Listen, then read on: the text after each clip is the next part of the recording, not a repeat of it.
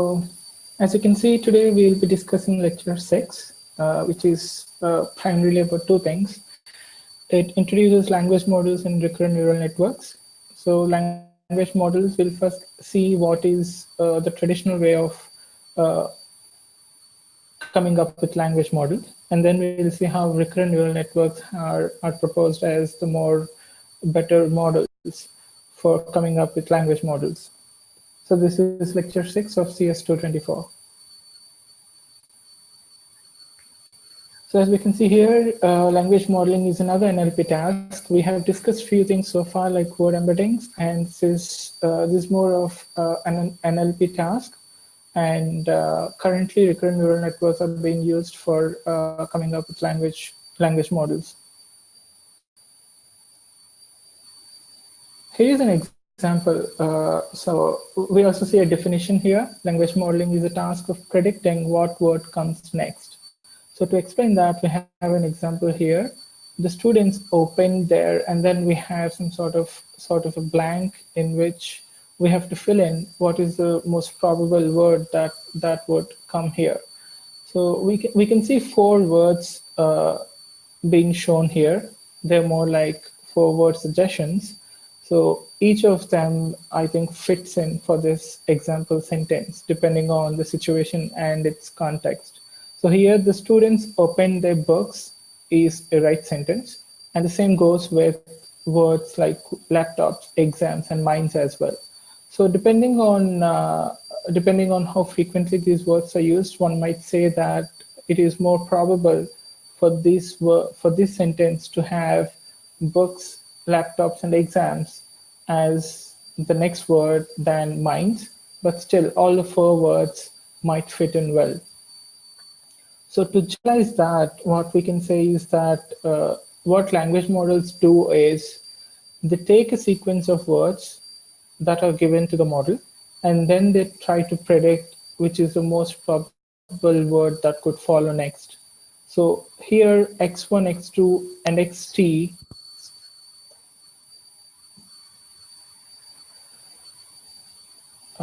okay, I think someone's mic is not on mute.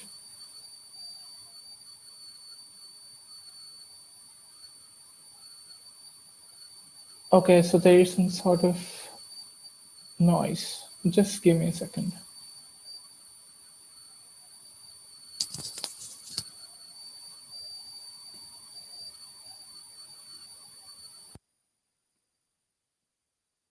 Is it still there, or is it better now?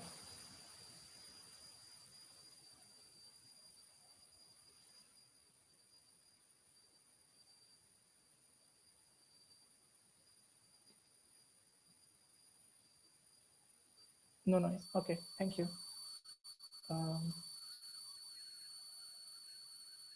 So yeah, so we were discussing this. We have a probability distribution here. So what we are trying to do is we are trying to find the probability distribution for the next word given a set of words. So in this example, x1, xt will be the most recent word, which is there, and it goes back until the word in the first word, which is the. So given all these four words, the language model tries to predict which is the most probable word that could come next, that could follow next. So that's the equation that we have here. And this is exactly what a language model does. So it takes in a sequence of words and it tries to give out a probability distribution for what could be the most, what could probably be the next word.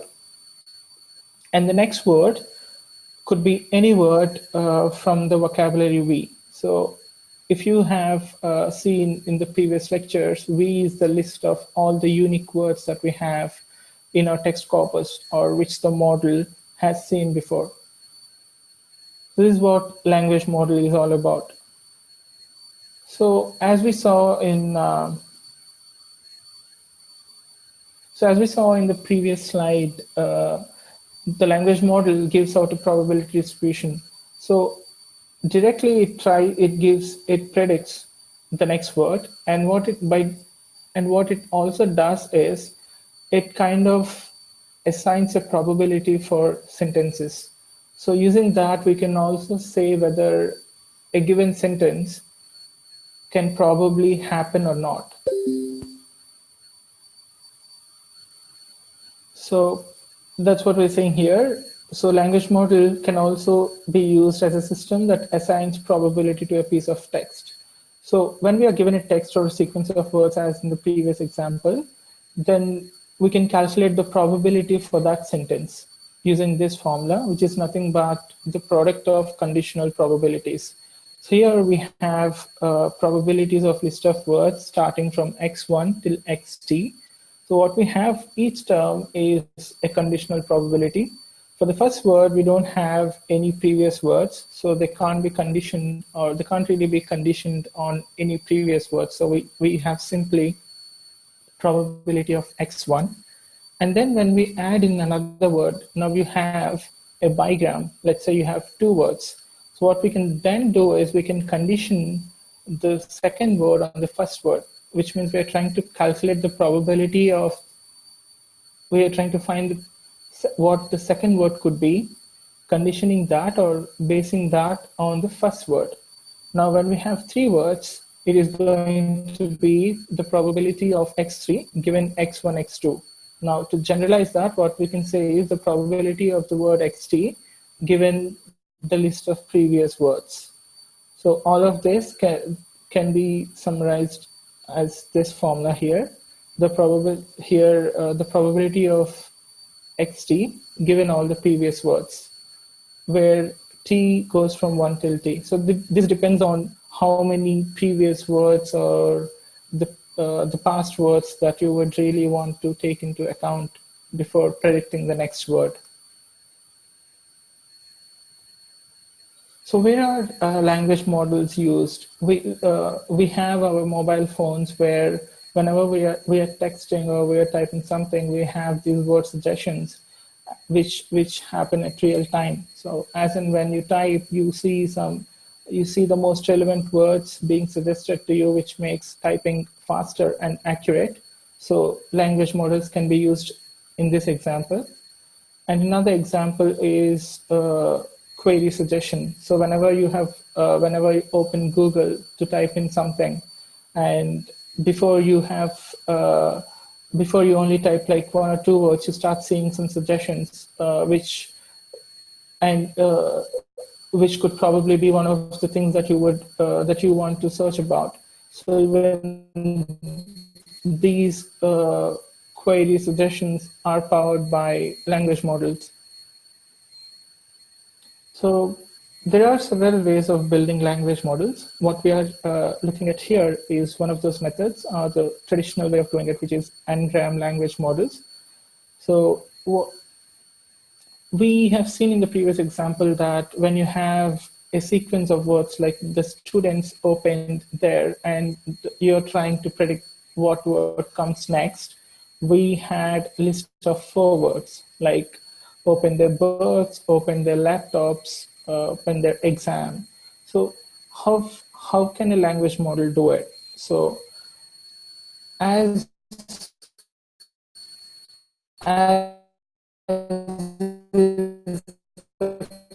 is with any other task or NLP related tasks, sort of statistical learning. What exact statistics here? So we have different types here: unigrams, bigrams, trigrams, and 4grams. These are nothing but depending on the type, your context size is going to change. So when it comes to unigrams, bigrams, you're going to find the relation between the two words. So for this, let's assume that our text is just these 4 words, the students open there. And here we can see how the data is going to change depending on the type of n-grams. So for unigrams, it's going to be each word separately. And then for bigrams, we have 2 words being taken together, as the name suggests, by, which is 2. So the students will be taken together and the model tries to predict the word that comes next. And when it comes to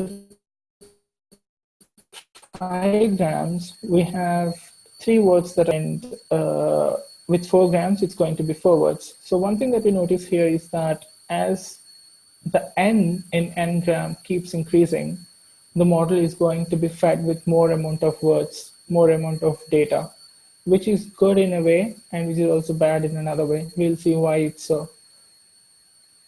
So in n-gram language model, what happens is you're going to collect these kind of statistics. Okay, what the model is going to do is, if it's a bigram model, it is going to get a count of how many times in the text corpus do we have the words the and students together, which follow each other, like the students. How many times do we have these 2 words coming together in the entire text corpus? And now that is repeated for all the possible bigrams that can be formulated for the given text corpus. And the same goes for trigrams and 4 grams as well.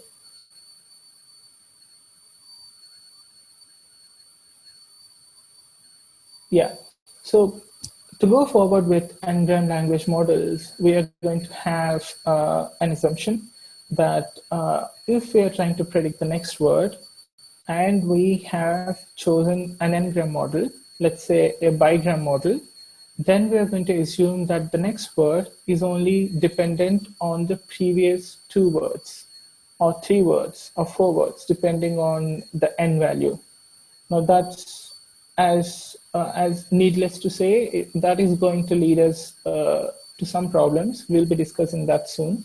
But before that, let's see here. So this is again the general representation for the language model. The probability of the word xt plus 1, given the list of the previous words xt till x1. What we're doing here is that we are conditioning the occurrence of the next word on the previous or the existing words. Now, this is dependent on the probabilities of 2 things, which is the probability of n-gram and the probability of n-1 gram. This is nothing but what we have here is a conditional probability. And when we're trying to solve it, this is the equation that we have, which is the definition of conditional probability. So we have different n-grams here, n-gram, n-1 gram. So how are we actually calculating or deriving these n-gram probabilities when it comes to n-gram language models?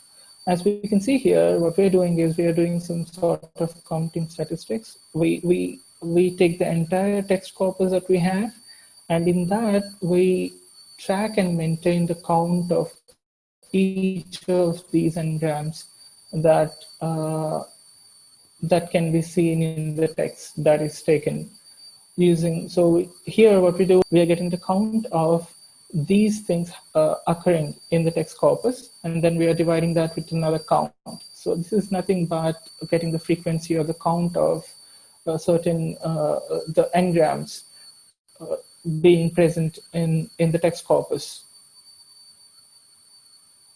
So here, this is an example to explain what we have just discussed. So as the proctor started the clock, the students opened there. So this is the sentence that we have. And let's say we have a 4-gram model, which means to predict the next word, we are only going to consider the previous 3 words. So it's a 4-gram model, so in total, it has to be 4 words, which is why we're only going to consider the 3 words, which are students opened there, which means all the words that come before students are going to be discarded, or they're not going to be considered at all in predicting the next word. So what we're going to do is we are trying to predict the probability of the next word that can be filled in here, considering only these 3 words, students opened there. So how do we do that? As discussed in the previous slide, we are going to get the counts of these 2 things, of the numerator and the denominator, which is the count of students opened there. W here represents the vocabulary. So we're going to get the count of students opened there, these 3 words co-occurring with each word in the vocabulary. We're going to get the count of that. And then we're going to get the count of this, students opened there. How many times in total are these three words seen in the text corpus that we have seen, we have taken? So the example here somehow clears this. So let's say that in the text corpus that we have taken, the words students opened there, these three words occur 1,000 times in total in the entire text corpus that we have taken. And then we have also noticed that students opened their books. This is a sentence or the sequence of words. And we have noticed that these sequence of words have occurred in 400 times in total in the entire text corpus. Now, to calculate the probability of books being the next word, we can calculate that using this. The probability of books being the next word, given that the previous words are students opened there, is 0.4. And we get that by dividing 400 by 1,000. That's how we get this using the above equation that we have here. So similarly, we also have, from the same text corpus, we have also noticed that students opened their exams has occurred 100 times in total. So the probability of exams being the next word, given that given the words students opened there, is 0.1. We can see that the probability of exams is lesser than the probability. The probability of exams being the next word is much lesser than the probability of books being the next word. This is totally dependent on the text corpus that you have taken. Maybe if you have, maybe your text corpus, if your text corpus is different, in which the frequency or the count of exams co-occurring with students opened there is more than that of books, then this probability is going to switch, which means you're going to get a higher probability for exams than that of books. So it's totally dependent on the text corpus that you have taken for training the model. So that's one thing that we can take as an observation here, which means for this n-gram based on statistical learning, the probability of the next word is too sensitive to the frequency or the count of the occurrence in the text corpus. Another thing is, here we have totally discarded all the words that have come before the word students. So now let's though it's not included in this slide, let's think about, let's put aside the language model and think about this sentence. As the proctor started the clock, the students opened there. So in this case, it makes more sense to use the word exams than laptops here, since it gives a sense that an exam is going to start. So if you are considering the whole sentence, then the next word could be exams than books or laptops. But since we're only going to consider the three words, this information is totally lost when predicting the next word.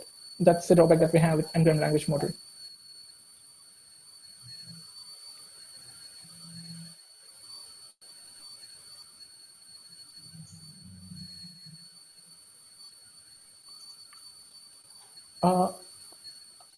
I hear some noise.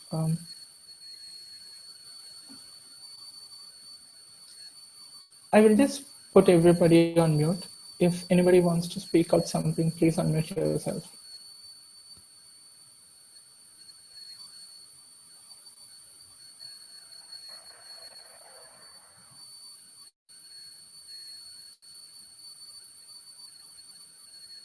Okay, so what are the problems that we have with n-gram language models? So one thing is that all we're going to use to calculate the next word is this equation here that we can see in the middle. Probability of the word W given the word students opened there is nothing but these two counts. Now let's say that what the numerator is trying to do is it is going to get the count of these words being there in the text corpus. Now let's assume that these words are not seen at all in the text corpus, which means this count is going to be 0. And that means for that word, the probability is going to be 0. It's not going to be any minimal value at all. It's simply going to be 0, which is a problem. So which means the probability distribution for that is going to be more or less like, except for few words, it's going to spike up, and for the rest of the words, it's going to be totally flat and 0. So one of the ways of avoiding that problem is to assign some sort of small delta value for every word. That way, even for words that are not seen in the training data or the text corpus, you get some sort of value in the probability distribution, and that is called smoothing. And now this is what happens when this is what to do when the numerator is 0. Now the denominator is also a count, which means that could also be 0. Now, if students open there, if these 3 words are not seen in the text corpus, the denominator could be 0 as well, which means anything divided by 0, you can't really calculate it. So that's another problem. So what to do then is there is something called backoff. Now, let's say you started with something like trigram or 4gram. And if you notice that the sparsity problem 2 has occurred, you try to back off, which means you're going to reduce n. So if you got started with 4-gram model, you're going to switch to trigram model. And then see, instead of 4 words being present in your text corpus, you're now going to search if your text corpus has 3 words. So in this case, if students open there doesn't exist in your text corpus, you're going to simply discard 1 word and you're going to try with bigram model. Bigram because this is a trigram model, let's say, and you're going to go with the bigram model. That's what backoff means. And also, though it might seem that to get more accurate and relevant word suggestions, we need to have a bigger context. Though that's true in a way, but making n bigger than certain number like 5 doesn't do really well with n-gram language model.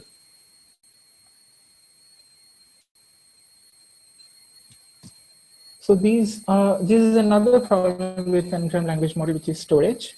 So as we discussed, whenever you have a text corpus and you have an n-gram language model, let's say a trigram language model, what you have to do is you have to track and count and maintain the count for all n-grams that you could possibly formulate in using your text corpus. So this takes a lot of storage, which is not really optimal because we all know how huge the text corpus are. Let's say if you're training something like the more recent models on language, they are actually trained on huge data. So doing this for such big data is going to take a lot of storage, which is not really efficient.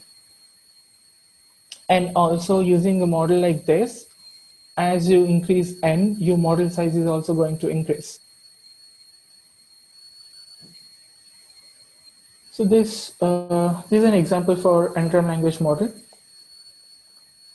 What we see here is an example for the next word prediction, which is trained on the data, which is trained on a word corpus which has 1.7 million words. So what we see here is we have 2 words. We have a trigram model here. Today, the 2 words that we have, and they are the inputs to the model. And then we have all these words here: company, bank, price, Italian, emirate. These are the words that are being suggested as the next word.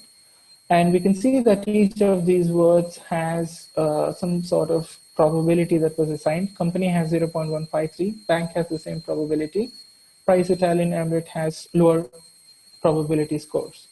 So depending on this, we can pick or we can sample any of these words and take that as the next word. The problem with this is that we can see that there are 2 words with the same probability. And the probability distribution is not really granular, which means it doesn't really help at all times if it's so. So we need, though this looks decent, we have to somehow have a model which does better than this. So far we have seen language models being used for predicting what the next word could possibly be. Now, using the same thing, we can also use these language models to generate text. Now, what we can do is we can start with just two words. You can say that, okay, you can take an n-gram language model and you can feed these two words, which are today and the, to the language model and see what word comes next. Let's say the model has sampled the word price as the next word, which means now we have three words, today the sample, today the price. And now we are going to pick these three words and again feed these three words to the model and see what it predicts next. Now let's say the next word that is being sampled is off. So now we have today the price off. So we got started with two words and now we have four words. So if you have seen anywhere on Twitter or in any blog, someone telling about or someone being surprised about what sort of text or poem or a story a language model has generated, this is basically how it does it. So it takes the, I mean, it may not be as simple as this, but at a very basic level, this is how it works. So here we started with two words and now we have four words. Today the price of. Now, if we keep continuing this, we can see that we'll have more and more text. Now, here is one example. Here is the example that was example of a para that was generated, a group of words or sentences that were generated using the same technique. So starting with today and the, we have these 4 lines of words. So what if we read out the sentence, we can see that these sentences are kind of long. You don't really see them being properly separated with full stops. We have a lot of commas here. Talking about grammar, it looks very decent in terms of grammar, but in terms of the entire sentence coherency, it doesn't really look that good. And that's because we have only considered a trigram model, which means at any point of time, it is only going to consider 3 words. So if we increase that further, we can get much better text generation.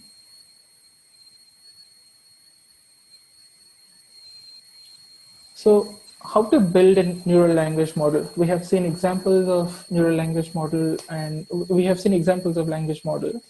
And how can we build a neural language model? So now we are switching from non-deep learning to deep learning. So let's say again, we have a sequence of words, x1 till xt. And now what we want to do is we want to get the probability distribution of the next word, which is very similar to what we discussed so far. Now, when we're talking about neural models, let's say that we are confining the model to a certain window, which means at any point of time, we are only going to consider a certain number of words, not beyond that. Now, this is an example here. Let's say we have a named entity recognition model here. And the words or the input data that we have are these 5 words. Museums in Paris are amazing. So what we have here is, let's say we have a neural network like this to do the task. And what we are trying to achieve here is we are trying to recognize the entity for the word Paris. So Paris is a location. So to do that, what we're doing is we are taking each word and the blue vector here represents the word embeddings for each of these words. So we are taking the word embeddings of each of these words and concatenating them to form one long vector. And then what we have is one hidden layer here. So W is the weight vector. If we have discussed this in our previous lectures where we discussed what W is and how things are going to change from the input layer to the hidden layer. So we have the input layer here, which is in blue, and then we have our weight vector here. Then we have our hidden layer here, which is in red. So once this is done, we have our other output layer, which is finally going to give us the word location. What we have here is a softmax. It's not mentioned here, but that's what we have here. So this is very simple.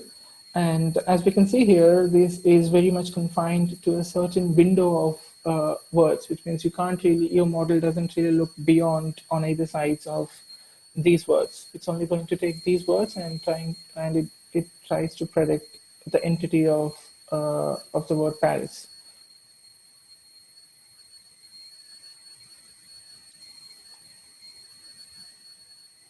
So now comparing this with the previous approach, again, we are discarding the previous words here because in a fixed window neural language model, the model only cares about the fixed window. If the window size is of 4, then it's only going to consider the words the students open there. Now, again, this is in terms of the context or the number of words that are being considered to predict the next word. This is doing the same thing as the n-gram language model. So this is a more clear diagram. So we have the words the students opened there. This is our input data. And what we have here in blue is the word embedding representations for each of these words, which forms our input layer. And this input layer is going to be transformed using the weight vector W. And we're going to have our hidden layer. The hidden layer H is nothing but the F is an activation function. It takes the linearly transformed input. So W is nothing but W is a weight vector. E is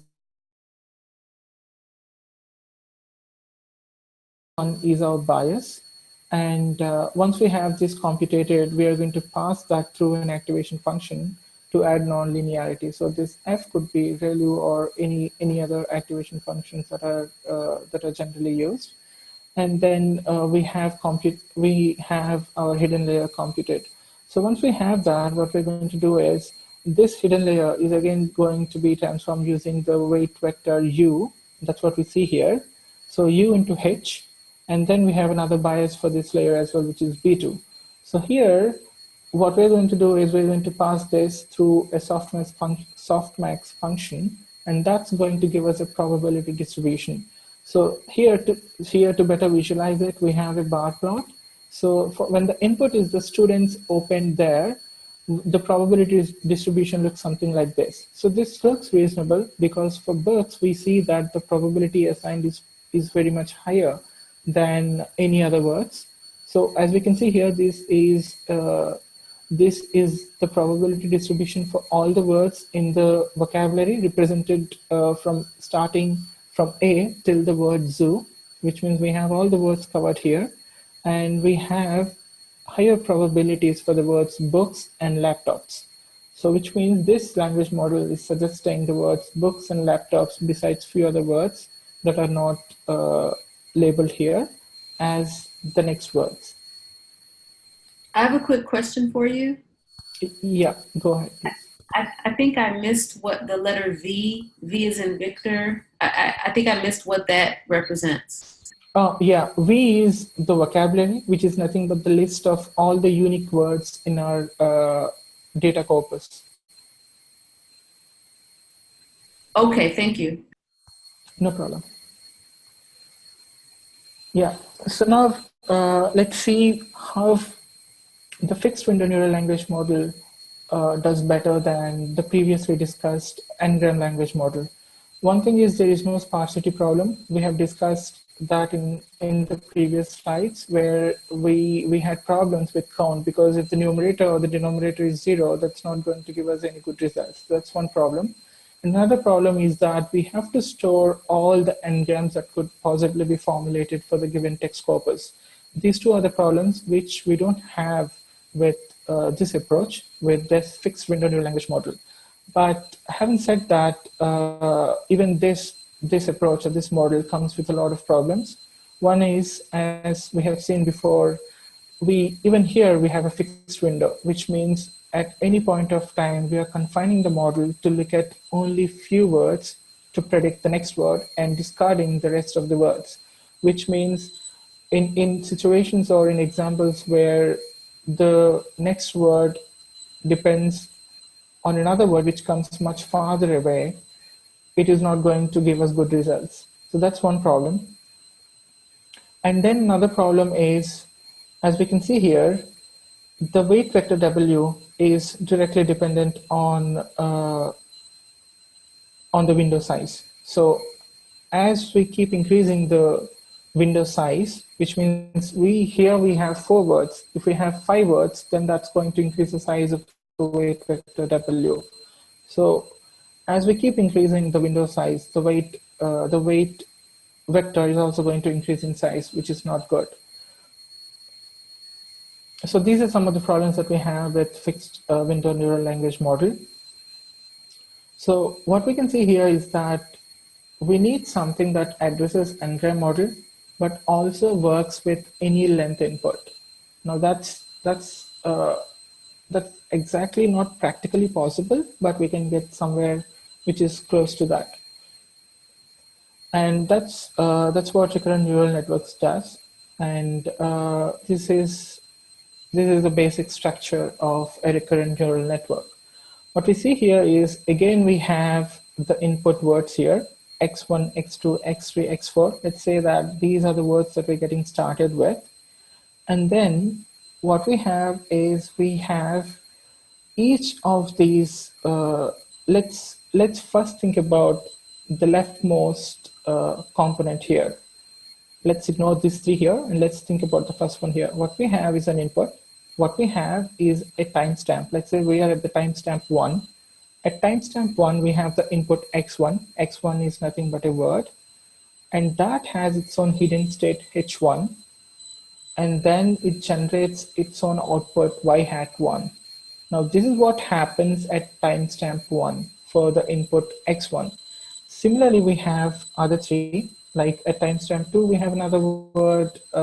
This word x2 has its own hidden state h2, and it has its own output y2, and it goes on. So these outputs are considered to be optional here, and we'll see why it's so. But to get a basic understanding of recurrent neural networks, what we have here is we have the input layer, where instead of the input layer, all of the inputs being concatenated and being pushed to the next hidden layer, what we have is at each timestamp, we are going to pick each input, and we are going to compute its hidden state and its output. One thing that I would like to mention here is that the letter W is the same for everywhere here. Now, what this means is that the weight vector W doesn't change from one hidden state to another, or to the next or the other hidden state. That remains the same. So that's something which is very peculiar to recurrent neural networks. I hope this example will give a better picture. So we have... Could you explain the reasoning behind keeping the weights the same? Other advantages, or... Yes, so the same question was asked during the lecture as well, and the answer is that that's basically how the recurrent neural networks are defined. And the reason being, I think I didn't mention it here, so I have to go back to this slide. So what we have here is, if you remember from the previous lectures, what we have is every word has its own word embedding. And these word embeddings may not always contain information about other words. So what we have is the weight vector, at least in here. So for the embeddings, what happens is you have this huge weight vector, and you have each of your input word being represented as a one-hot vector here, one-hot vectors. And then this one-hot vector for each word is going to be multiplied with the embedding matrix, and then you're going to get your embedding for that respective word. And then what happens with your weight is that if you can visualize this is nothing but, let's say if you have this, we have 4 words here, and each word is of d dimensions. So here, and let's say we have 10 hidden units here. So your weight matrix could possibly something like, let's say m by n. That's the dimensionality of your weight matrix.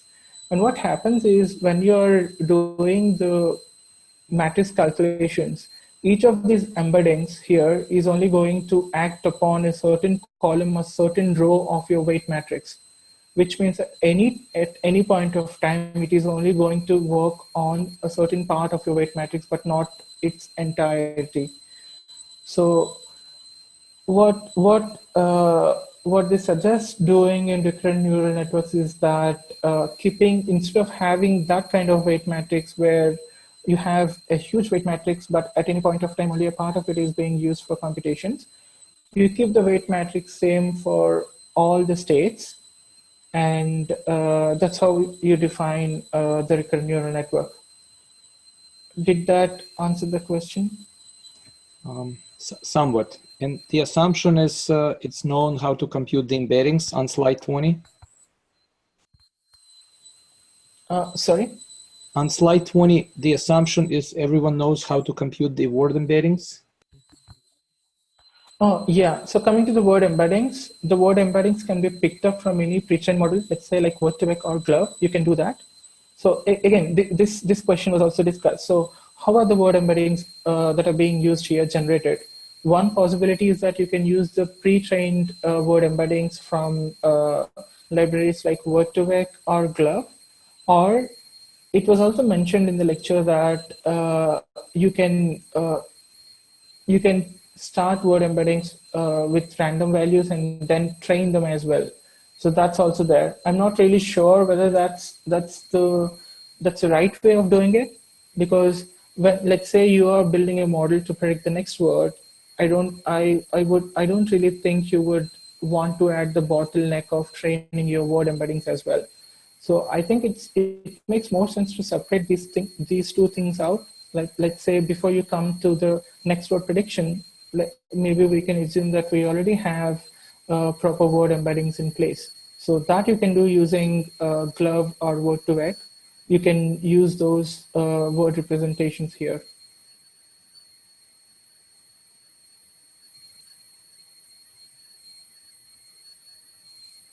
So are there any questions so far?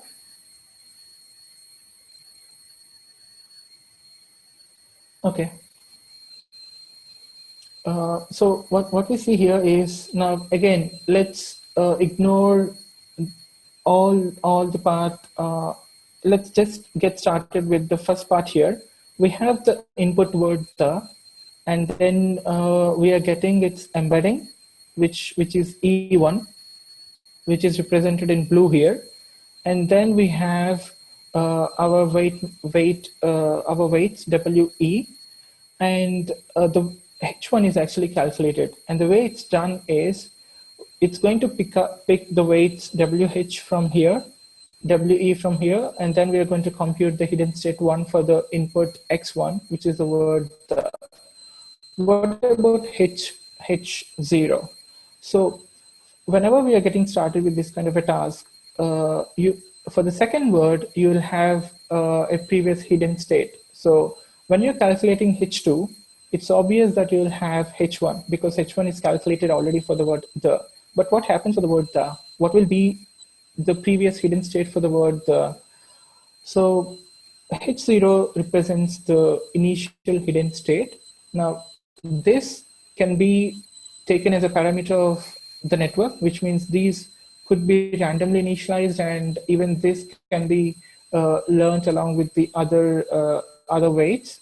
Or it's also mentioned in the lecture that the initial hidden state could be as simple as a zero vector. So those are the possible things.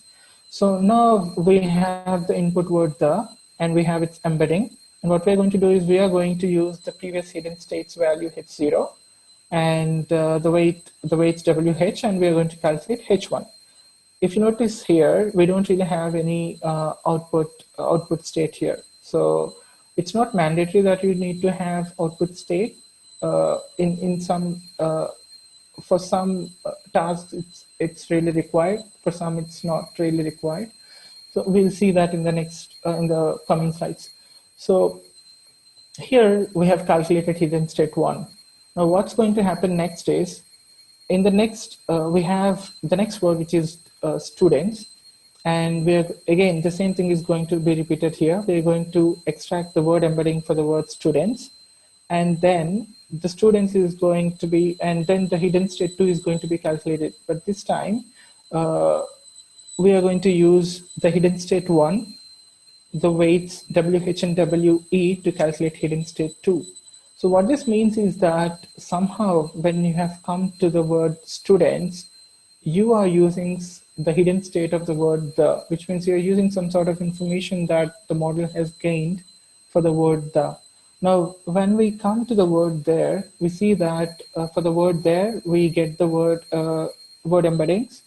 And then the hidden state for the word there, which is H4, is calculated using the hidden state H3 and the weights WH and WE. So here, as we can see in this diagram, when it comes to there, we are going to use H3 when calculating the hidden state of H4. So this way, the model is somehow retaining the information from all of its previous words or all of its previous states. And then once we are done with this, again, this is going to be the output of H4. This is going to be transformed using the weight U. And then this is, again, the same. We'll have a softmax function here, which is going to generate the probability distribution for the next words. And the equations here, these are nothing but, these things should be familiar to you from the previous lectures. So here we have one hot vectors for each word, and ET represents, E is the matrix or the word vector, word embedding vector or matrix, and we are going to get the word embedding representation for each word. And then HT, hidden state, is nothing but, we have all these computations. Let's say we are trying to calculate HT for the word there. So here we see that this H4, the H4 here can be calculated using H3 WH, which is here, WH HT minus 1. So for H4, HT minus 1 is going to be H3. So then we have another weight, we have this component as well, WE into E4, and then we have bias term. So that's how we are going to calculate H4. And all of this is again going to be passed through an activation function. Here, it's a sigmoid. And finally, we'll have a softmax function, which is this, which is going to give us y hat or the outputs. So now, coming to the advantages of recurrent neural networks, at least theoretically, we can see that it can process any length input.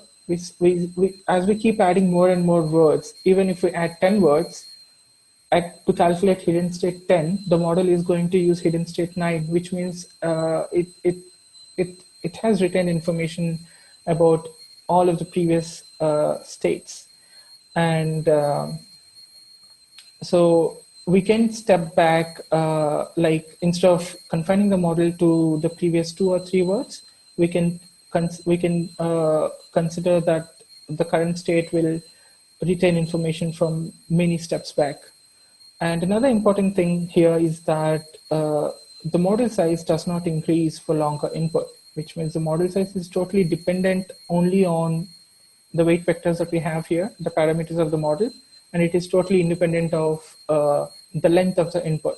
So it remains, the model size remains the same whether you have 4 words or 10 words or 12 words that you're feeding to the recurrent neural network. And another big advantage here is that we have the same weights that are being applied at every time stamp. So that also is another advantage. Coming to the disadvantages, recurrent computation is very slow.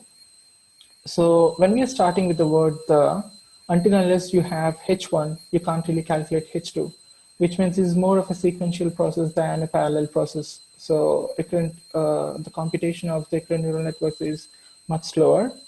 And another disadvantage is that though theoretically it says you can access information from many steps back, it's not practically possible. So this is coming to the how the internals of a recurrent neural network works. Now, let's say we have a big corpus of text with words x1 till xt. Now, what we do is we calculate the output distribution, which is nothing but this. This is the output that we want the model to generate.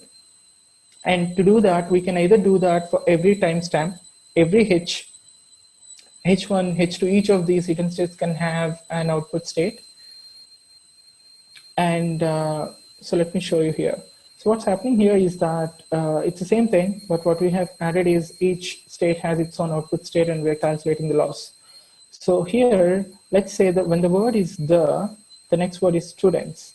So if the word generated here is not students, which means the model is not doing right. Let's say the model here has predicted the word like an as the next word, which means the loss is going to be bigger here. So that's what we are doing here. For every input, we are calculating we are predicting the probability distributions, and then based on that, we are calculating the loss.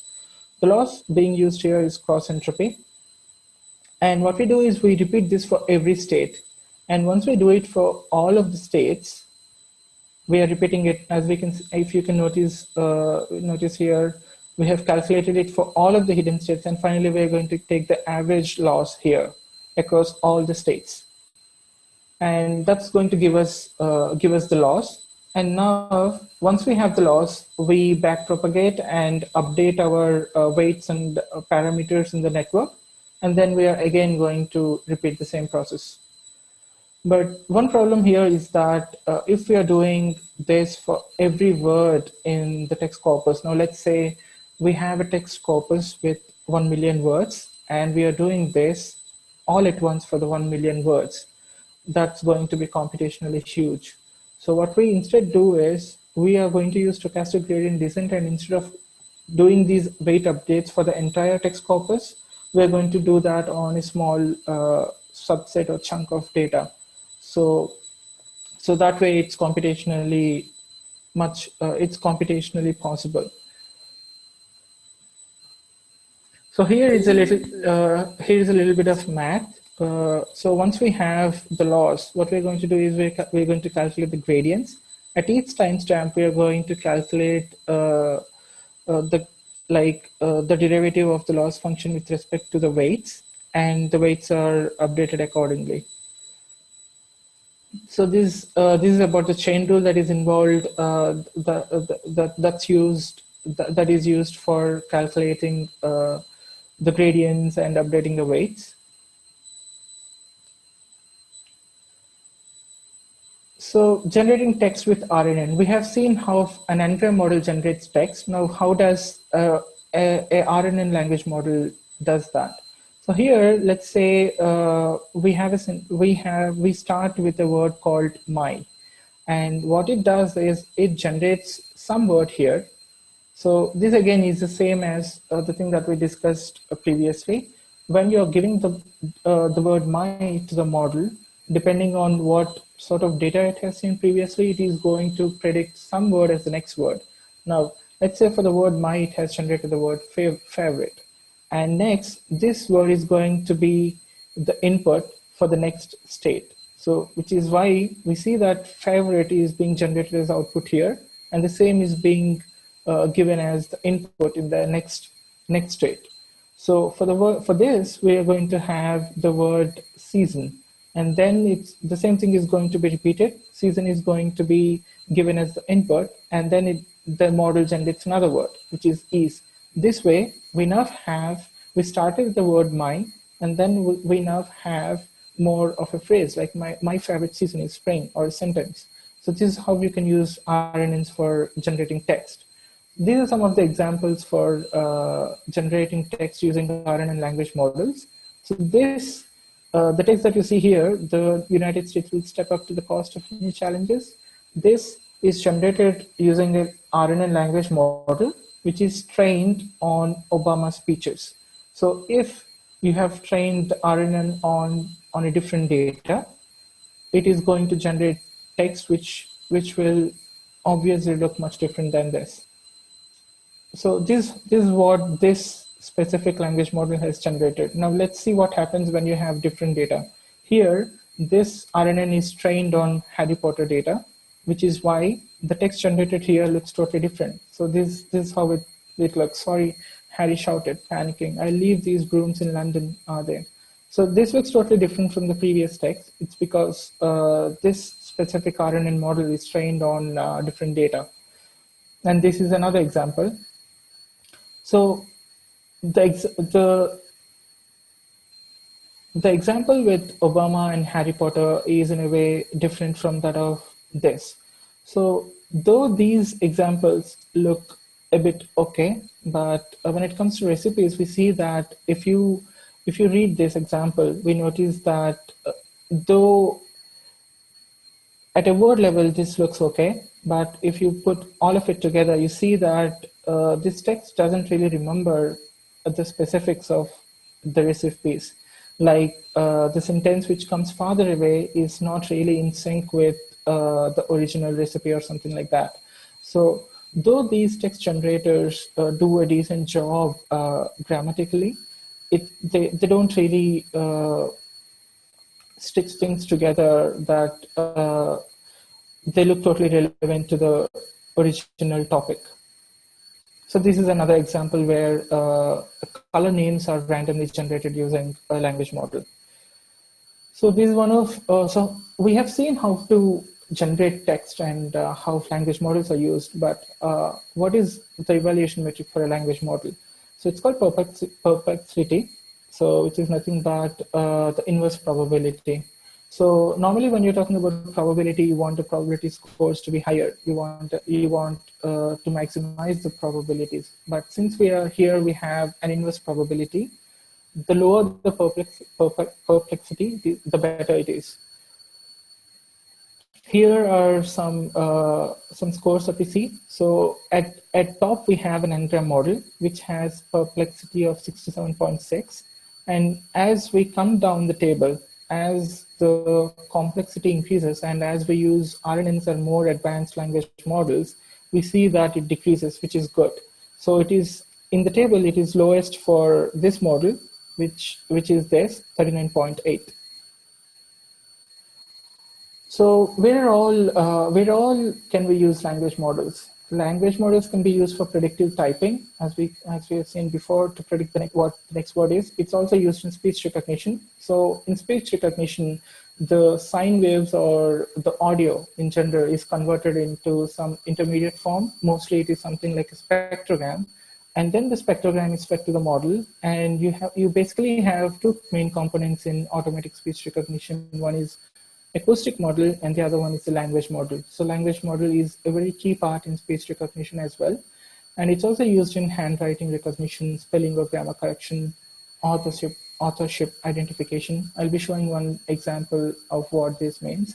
So machine translation, summarization, dialogue, etc. These are other examples. This is a quick recap. Since we're already crossed our time, I won't be discussing this in detail. So this is all that was discussed in the first lecture. I will be sharing one example now. So meanwhile, if anyone has any questions or doubts, please feel free to ask.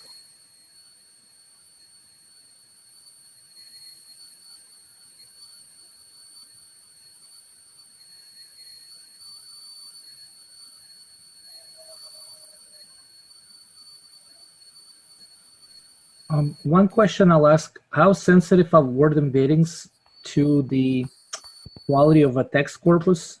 Say, how much would it vary from the text written by one type of writers or journalists versus others?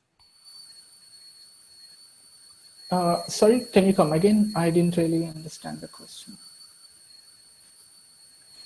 How different would word embeddings be if you were to compute them from drastically different corpuses of text, say New York Times versus Wall Street Journal versus Bloomberg versus Reuters? The text written by different journalists with different skill level, and people that use different vocabulary, say drastically broader vocabulary. Would the embeddings that you're computing as one of the steps for training the model be different depending on the corpus of text that you use? Yeah. So the way it works is, before coming to the language models part of the task, we assume that we already have word embeddings, unless you really want to include that part as well. Now, let's say we have word embeddings. So when you have something like word to vec or glove, these are some sort of word embeddings. They provide some sort of pre-trained word embeddings. The way they do it is they already have a model which is trained on huge data, some millions of words probably, and then you get to use the word embeddings that the model has learned using some data set, some text corpus. Now, let's say you want to fine tune it. If you have your own data and you want to fine tune the word embeddings to work more to suit your data set, what you can do is you can take those pre-trained word embeddings and you can fine tune those word embeddings to fit them more to your own data. So that way, the word embeddings can be more representative of the data that you have.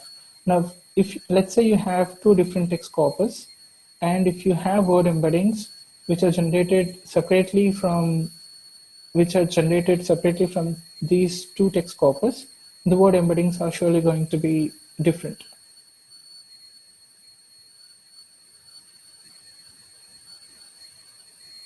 Did that answer your question?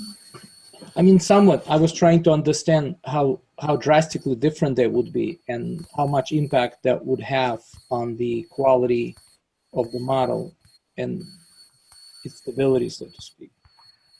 Okay, so to answer that again, I remember reading somewhere that unless you have so much of text data, you don't really want to go for fine tuning or having your own word embeddings, because the publicly available word embeddings like glove or word to vec or BERT, they are really good because they're actually trained on millions of words. So unless you're sure that you really need word embeddings which are more specific to your text, it's suggested to go with the pre-trained word embeddings. But if you're sure that you have enough amount of text data, what you can do is you can take those pre-trained word embeddings and you can fine-tune those word embeddings on your new data so that it is fine-tuned that way.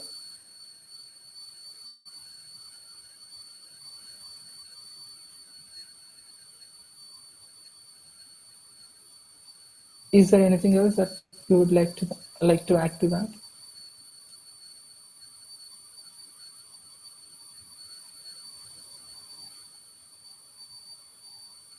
Okay, so here is just an example.